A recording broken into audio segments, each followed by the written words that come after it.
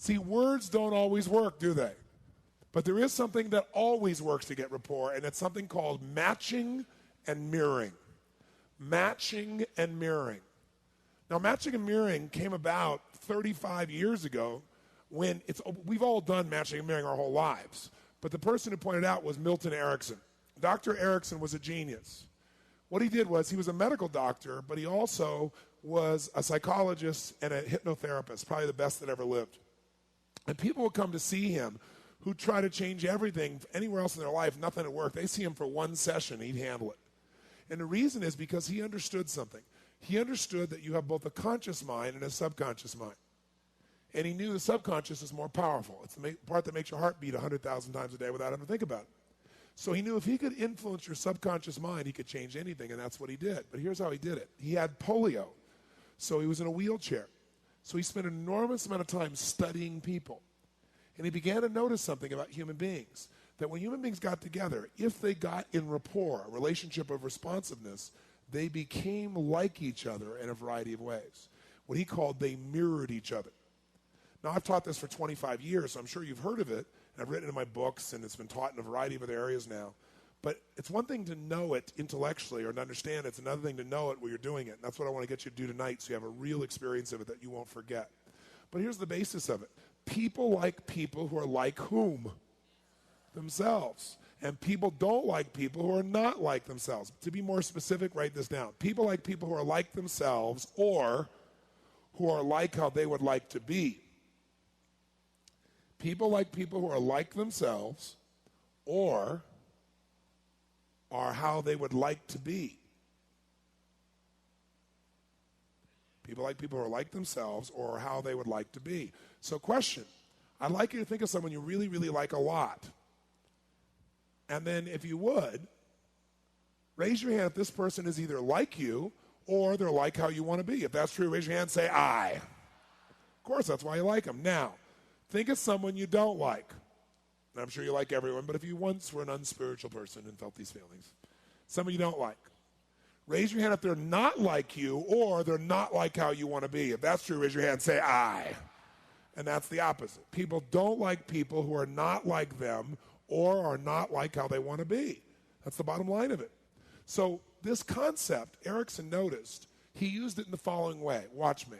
If you came in to see Dr. Erickson, instead of talking to you intellectually and trying to get through to you, he'd go right for the jugular by getting your nervous system connected to him, getting rapport. So if you came to him and you said, Dr. Erickson, I don't know, this is a waste of time. I've tried everything, and I don't know, I think I should just go. He would do this. He'd go,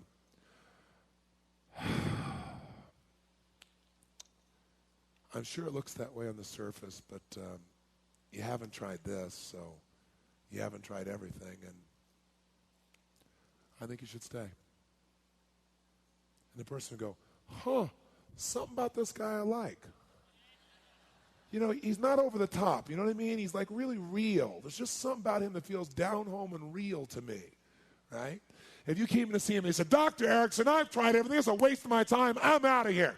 He'd say, you sit down. You haven't tried everything. You've not done this before. You're staying right here. The guy goes, hey, I like this guy. He's got some spunk, kick ass. Maybe he could do something. See, he became like the people he was communicating with, and what it was is whatever they put out, he sent the same message back, like biofeedback, and it entrained them to him.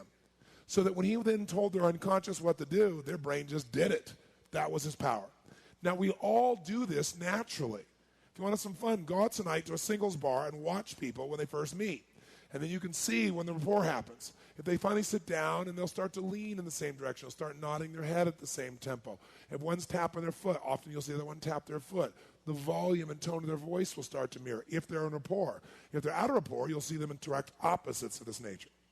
Now, if you want to be effective then, mirroring is so easy. We do it naturally, but here's the problem. Most people wait till they have enough words in common that then they put the voice in common and the body in common. But words are only 7%. They don't work all the time. And by the way, do we judge people in a matter of seconds by their style, yes or no? That's right. Write this in your notes. Style is more important than substance initially. Style is more important than substance initially. That sounds terrible, but it's true. Style is more important than substance initially. Now, notice I say initially. If you don't have any substance, it's not going to last. But you can have lots of substance and no style, and people never hear a word you say. No one will ever get to know what you believe. I'll give you an example. How many have ever dealt with somebody whose tone of voice alone drove you up a wall and you couldn't listen to anything they said? They had like dentist drill tonality. How many have been with somebody like this? Say I. Okay? So that style gets in the way of substance. Now, let's give an example. Let's say you and I want to mirror someone. We want someone to feel connected to us, and we're going to do it on the phone. What are some aspects of the voice that you could mirror that would make them unconsciously immediately feel connected to you? What are some aspects? You tell me. Okay, tone of voice, as we just said, is a perfect one. Because if you're talking like this, and they're talking like this, and I say, well, I don't know, what do you think? You're not going to feel very comfortable through time. Tone of voice is huge. If you mirror someone's tone of voice, they will feel connected to you and not even know why.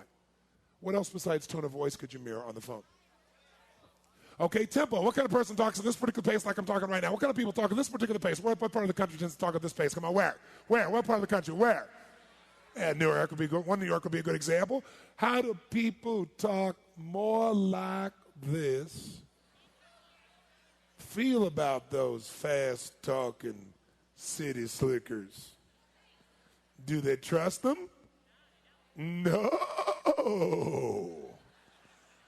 They don't even know how to say the word dog.